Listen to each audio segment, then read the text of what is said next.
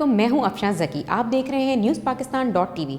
आइए नज़र डालते हैं अब तक की अहम खबरों पर।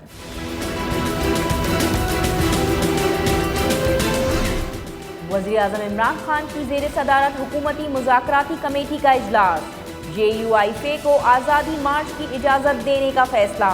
अदालती फैसलों के मुताबिक अपोजिशन को एहतजाज की इजाज़त दी जाएगी। हुकूमत जमहूरी रिवायात पर यकीन रखती है, लेकिन हुकूमत किसी किस्म की ब्लैकमेलिंग में नहीं आएगी।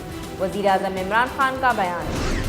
मुस्लिम लीग नून के कायद नवाज शरीफ की तबीयत में बेहतरी आ गई। खून में प्लेटलेट्स की तादाद 25,000 हो गई।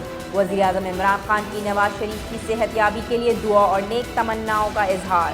वज़ीर आज़म का वज़ीर आला उस्मान बुज़दार को फ़ोन। नवाज शरीफ को अस्पताल में मुआलजे की बेहतरीन सहूलियात फराहम करने की हिदायत। मरियम नवाज की वालिद नवाज शरीफ से मुलाकात की दरख्वास्त मुस्तरद। एहतसाब अदालत ने मरियम नवाज के जिस्मानी रिमांड में 3 रोज़ की तौसीक कर दी। समाअत 25 अक्टूबर तक मुलतवी। नैब का सियासत से कोई ताल्लुक नहीं। नैब के रास्ते में कोई भी रुकावट हो इसे अबूर करेंगे। चेयरमैन नैब का तकरीब से खिताब। कहा कि वो वक्त दूर नहीं जब पाकिस्तान करप्शन फ्री हो जाएगा। नैब का मकसद सिर्फ और सिर्फ पाकिस्तान और आवाम की खिदमत करना है। भारतीय आर्मी चीफ को अपने झूठ पर पूरी दुनिया से माफ़ी मांगनी चाहिए। फिरदौस आशिक़ावान का ट्वीट। कहा कि खुली दावत के बावजूद भारतीय हाई कमीशन के किसी सिफारतकार का दौरे से राह फरार। भारतीय झूठ पर मोहर है। शहरी आबादी और निहत्ते शहरियों को निशाना बनाने वाले सफ़ाक और बुज़दिल हैं।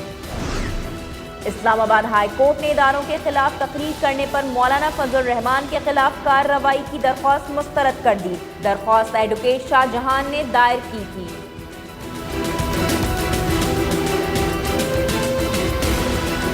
अब तक के लिए इतना ही। मज़ीद खबरों और अपडेट्स के लिए विजिट कीजिए हमारी वेबसाइट newspakistan.tv।